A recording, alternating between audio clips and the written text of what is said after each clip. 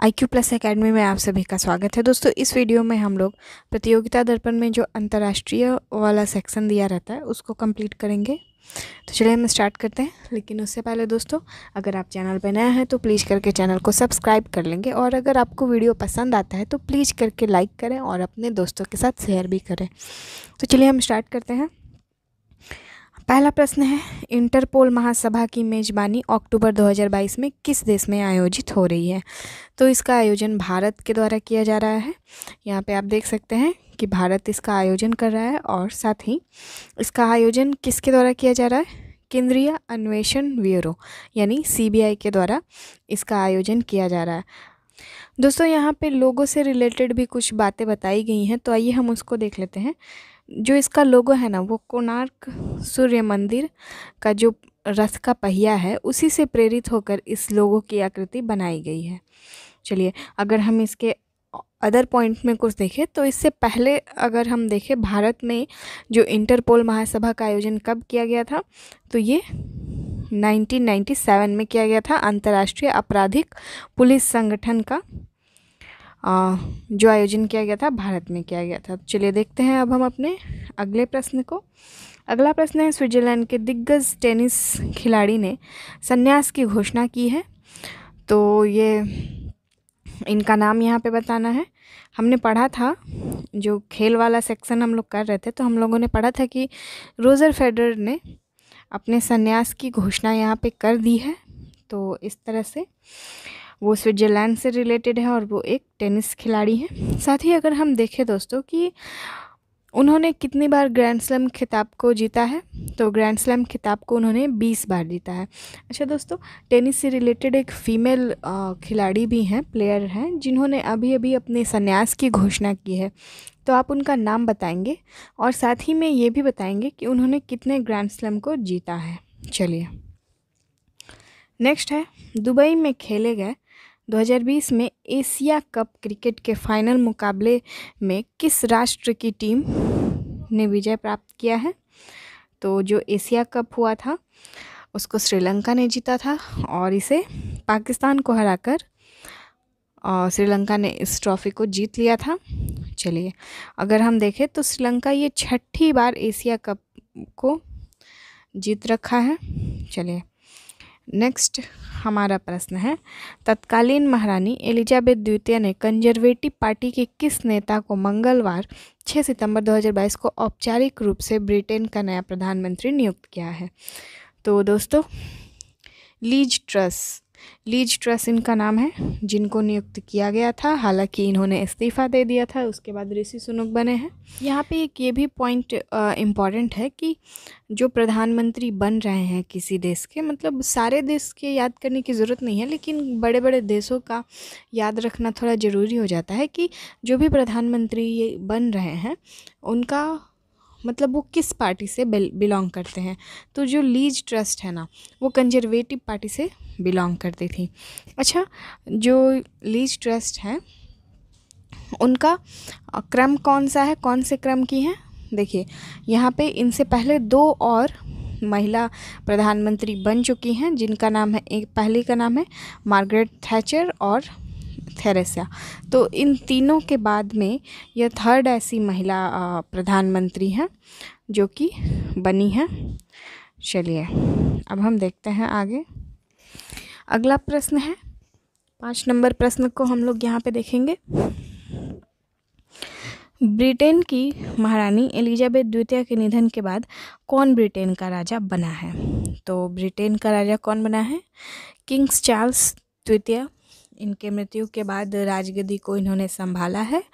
चलिए हम देख सकते हैं कि जो ब्रिटेन की एलिजाबेथ द्वितीय महारानी हैं, उनका डेथ हो गया है गाइस, कितने एज में? 96 ईयर की एज में इनका निधन हो गया है। तो आप ये याद रख सकते हैं कि इनका निधन जो है ना 96 ईयर की एज में हुआ है। और इनके निधन के बाद जो किंग चार्ल्स द्वितीय हैं, इनका औपचारिक रूप से ताजपोशी किया गया है। चलिए नेक्स्ट हमारा प्रश्न है, चीन ने चंद्रमा पर एक नए खनिज की खोज की है, इस तत्व का नाम बताना है। गाइस इस तत्व का नाम है चेज़ वाई। चेज़ वाई की खोज की गई है चंद्रमा पे चीन के द्वारा। और इस खनिज का अगर हम देखें तो यह एक तरह का फॉस्फेट खनिज है। फॉस्फेट खनिज है एक तरह का, जो कि चाइना के द्वारा चांद पर इसकी खोज की गई है। यहाँ पे एक टॉपिक आता है कि क्या चाइना ऐसा पहला देश है जिसने कि चांद पे तत्व की खोज की है? नहीं दोस्तों, बिल्कुल नहीं। यहाँ पे अमेरिका और रसिया ने इससे पहले यहाँ पे तत्व की खोज कर दी है। तो यह 3rd नंबर का ऐसा देश है जिसने कि चांद पे किसी तत्व की खोज की है। चलिए, और अगर हम यहाँ पे बात करें तो साथ ही मनुष्यों के द्वारा खोजा गया चांद पर यह 6ठा खनिज होगा। आप यहाँ पे देख सकते हैं। चलिए, अब हम अपना नेक्स्ट प्रश्न को देख लेंगे। भारत व जापान ने बंगाल की खाड़ी में कौन सा संयुक्त नौसैन्य अभ्यास किया है? तो इसका नाम क्या है? जाइमेक्स जापान इंडिया। तो इससे ही पता चल जाता है। तो आप लोग इसको याद रखेंगे। कहाँ किया गया? बंगाल की खाड़ी में किया गया है दोनों देशों के द्वारा। अब हम अपना नेक्स्ट प्रश्न देख लेते हैं। एससीओ के अध्यक्ष के रूप में एससीओ के अगले शिखर सम्मेलन की मेजबानी 2023 में कौन करेगा? तो इसके अध्यक्ष के रूप में 2023 में भारत के द्वारा इसकी अध्यक्षता की जाएगी। अच्छा दोस्तों, अगर हम बात करें कि 2022 में इसके जो शिखर सम्मेलन है इसका वो कहाँ हुआ था, तो समरकंद में इसका सम्मेलन किया गया था। चलिए, यहाँ पे बताया गया है कि कौन कौन से देश हैं जो कि इसके संस्थापक सदस्य हैं। तो अगर हम बात करें कि संघाई सहयोग जो ये संगठन है, संघाई सहयोग संगठन, इसके अगर हम संस्थापक सदस्यों की बात करें तो चाइना है, कजाकिस्तान है, किर्गिस्तान है, रसिया है, तजिकिस्तान है और उज्बेकिस्तान है। और साथ ही अगर हम बात करें कि भारत इसमें कब शामिल हुआ दोस्तों, तो गाइज़ भारत और पाकिस्तान दोनों इसमें 2017 में शामिल हो गए थे, पूर्ण रूप से सदस्य बन गए थे। अच्छा, एससीओ की स्थापना कब हुई थी? 2001 में हुई थी। चलिए, अब हम देखते हैं अपने अगले प्रश्न को। विश्व कुश्ती चैंपियनशिप 2022 प्रतियोगिता 10 से 18 सितंबर तक कहाँ आयोजित की गई थी? इसका आयोजन सर्बिया के बेलग्रेड में किया गया था। अब इसमें बात करें अगर हम कि भारत से कोई ऐसा खिलाड़ी था क्या जिसने भारत के लिए मेडल लाया, तो दोस्तों 2 ऐसे खिलाड़ी हैं, 2 ऐसे एथलीट हैं जिन्होंने इसमें भारत के लिए मेडल लाया है। तो हम देख सकते हैं कि दोनों, अगर हम बात करें पुरुष वर्ग की, तो बजरंग पुनिया ने पुरुष वर्ग में 65 किलोग्राम फ्री स्टाइल में और विनेश फोगाट ने महिलाओं की 53 किलोग्राम फ्री स्टाइल में कांस्य पदक को जीता है। यानी दोनों, पुरुष और महिला दोनों में यहाँ पे हमारे देश को कांस्य पदक से संतोष करना पड़ा है इस बारी। चलिए, कोई बात नहीं, नेक्स्ट देखते हैं। कजाकिस्तान की राजधानी नूर सुल्तान का नाम सितंबर 2022 में पुनः बदलकर क्या कर दिया गया है? तो नूर सुल्तान का नाम बदल दिया गया है और अस्ताना इसका नाम कर दिया गया है। अगर हम यहाँ पे देखें तो 1991 में क्या हुआ ना दोस्तों कि कजाकिस्तान की जो सोवियत संघ से आज़ादी हुई, तो इस समय इसकी जो राजधानी हुआ करती थी वो अलमाती हुआ करती थी। लेकिन फिर क्या होता है, 1995 का समय आता है जब इसकी राजधानी बदल दी जाती है और उसको अकमोला कर दी जाती है। उसके बाद ही फिर यहाँ पे की जाती है इसकी राजधानी। 1998 में अकमोला का नाम बदल दिया गया और इसे अस्ताना नाम कर दिया गया। फिर अस्ताना का नाम चेंज किया गया और यहाँ पे नूर सुल्तान नाम रख दिया गया। लेकिन फिर 2022 में अस्ताना का नाम फिर से चेंज कर दिया गया है। सॉरी, अस्ताना का नाम नहीं, नूर सुल्तान का नाम यहाँ पे चेंज कर दिया गया है और अस्ताना वापस से रख दिया गया है। चलिए, काफ़ी नाम चेंज हो गया यहाँ पे। नेक्स्ट अगर हम यहाँ पे प्रश्न देखेंगे, अमेरिका का ओपन जो टेनिस टूर्नामेंट हुआ है 2022 में, तो इसका महिला एकल खिताब पोलैंड की किस युवा खिलाड़ी ने जीता है। हमने गेम वाले सेक्शन में पढ़ा था, तो अगर आपने उसको अच्छे से एक बार ही देख लिया होगा वीडियो, तो यहाँ पे आपका रिवाइज हो जाएगा बढ़िया से। तो ईगा स्विस्ताक ने इसको जीता है। अच्छा, आप बताएंगे फटाफट हमें कमेंट बॉक्स में कि यहाँ पे पुरुष वर्ग में किसने जीता है। चलिए अब हम नेक्स्ट प्रश्न देखते हैं दोस्तों। स्पेन के किस 19 वर्षीय खिलाड़ी ने यूएस ओपन टूर्नामेंट में पुरुष सिंगल का खिताब जीता है। तो यहाँ पे पता ही चल गया आपको, कार्लोस अल्कारेज। तो इन्होंने इस खिताब को जीत लिया है। अगर इससे रिलेटेड हम अदर पॉइंट्स को देखें तो अल्कारेज ने किसको हराया है, नॉर्वे के कैस्पर रूड को इन्होंने हराया है और इस ग्रैंड स्लैम को जीत लिया है।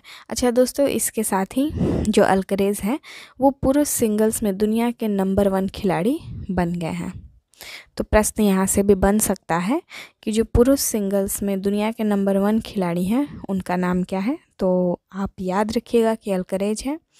देखिए पूरा नाम याद नहीं होता है, इसलिए थोड़ा शॉर्ट में ही याद कर लेंगे आप लोग। चलिए नेक्स्ट प्रश्न क्या है। संयुक्त राष्ट्र महासभा के सितंबर 2022 में प्रारंभ 77वें सत्र के अध्यक्ष कौन हैं।